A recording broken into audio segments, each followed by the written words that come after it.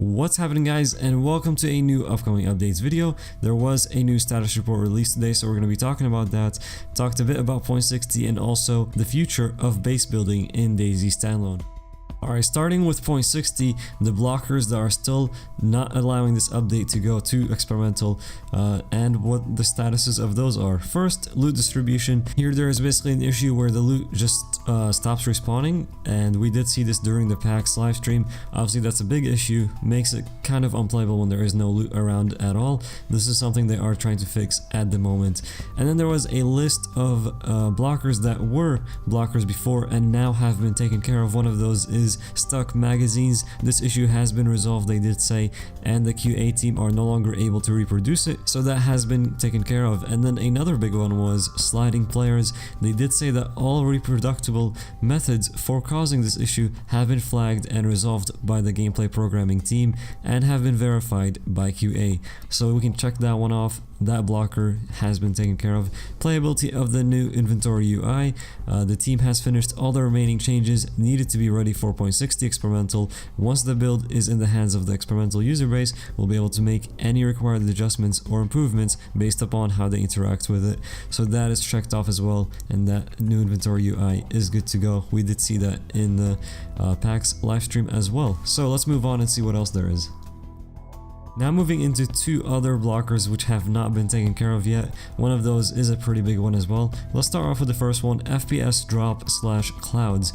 Internal testing discovered a 100% reproducible frame drop to a single digit factor on limited hardware configurations. While the issue only appeared on 2 out of 30 plus PCs, we're taking it very seriously.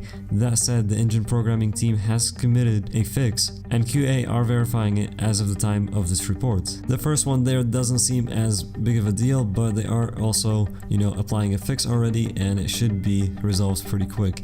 The second one is server crash issues. That's kind of a big one. They did say they have encountered an issue with unconscious players reconnecting / logging in to a fresh server, which sometimes causes it to crash. So that is an issue there that will have to be taken care of before the update is pushed to experimental. They even said no one wants to be playing on servers that are just crashing all the time. It's a pretty annoying bug, so hopefully that one is taken care of quickly here. But they have been saying they are excited for this. I mean, with what we see in this status report, that leaves us to only 3 blockers left, and the big one, which is the server crashes, they already know what's causing that, so hopefully a fix will be done for that pretty quick here, so we can all finally get our hands on point 60 experimental. After they showed us all that stuff at PAX, I'm sure a lot of you are even more excited now and want to get your hands on the updates even more. So hopefully 3 remaining blockers, let's hope they can take care of those and we can get our hands finally on that experimental. Okay, so now we move into the base building ideas they talked about in this status report. I almost didn't want to talk about this because I feel like we're getting a little bit too ahead of ourselves. At the moment, everyone's focus in the community is about point 60. Most of the devs' focus is about point 60 as well. When is that update going to be pushed out? So I didn't really want to talk about this, but they did have some good ideas that I guess I'll share with you guys. But just keep in mind, this probably won't be coming for a while. There's a lot of things that have to be in the game before any of this stuff gets in. But let's see what kind of ideas they had for base building. First one was ready to go mesh containers, which may be found at military bases. They're an easy and a fast way to form desired barriers, as they can be transported to sites, placed and filled with soil and eventually emptied in order to reorganize the barrier or take them to a different location. So those mesh containers, you can see what the artwork of them looked like on screen now. This is a picture they released at RTX 2015 when they talked about base building there, and yeah, that gives you an idea of what those will look like once they are in the game.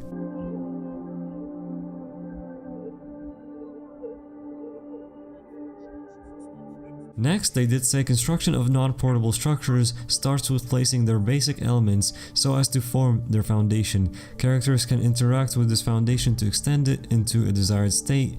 Walls have split into lower and upper halves, and it's up to you whether to mount wooden planks or metal sheets with connecting materials like nails to fill them, or optionally leave one or both halves without any filling. There was some talk about how these materials would be gathered, and they said to gather wooden planks or metal sheets, you have to look for pallets which will be spawned as a dynamic event, similar to helicopters or police cars, although with admittedly higher chances. After you run out of material for filling, don't worry that your construction urge will be halted, as there is a possibility of crafting planks from chopped trees at several sawmills around Trinaris. Lastly, they talked about improvised hinges being able to turn a wall into a gate broad enough that even a V3S can pass through. They also talked about the addition of barbed wire fence that can help protect your base, and they did say to step even further, barbed wire can be plugged into an electricity grid maintained by a power generator, turning it effectively into an electric fence, so you'll think twice before taking it down with pliers. But like I told you guys before I started talking about this, let's not get too far ahead of ourselves. All of this stuff is really cool and it's awesome to hear about, and I can't wait until I can do some base building in DayZ Standalone. But let's not forget that the main focus at the moment is point 60. They even said at the end of the base building section here is that, you know, a lot of the stuff like the precise object placement, which they talked about a year ago, I'll have a link to that on the screen now. You can go check out that video. It's pretty cool actually. Precise object placement for tents and stuff like that. It was postponed and it will not see public release until the new animation systems in, the new player controller, the new damage system, the new controls, and other supportive components. So it's gonna be a while before we see all of this stuff, but it's good to talk about these ideas, get an idea of what it's all gonna look like. And with those two pictures there, you really get to see the potential for base building in DayZ Standalone. That's where this video is gonna end. Be sure to check out the last one, which was a full recap of the PAX DayZ Standalone point 60 live stream. Hope you guys enjoyed that video. That was pretty good recap of it, I think. And thank you guys for watching this one. If you did enjoy it, be sure to hit that like, and if you are new, you can subscribe for more. Thanks once again, and we'll see you all in the next video.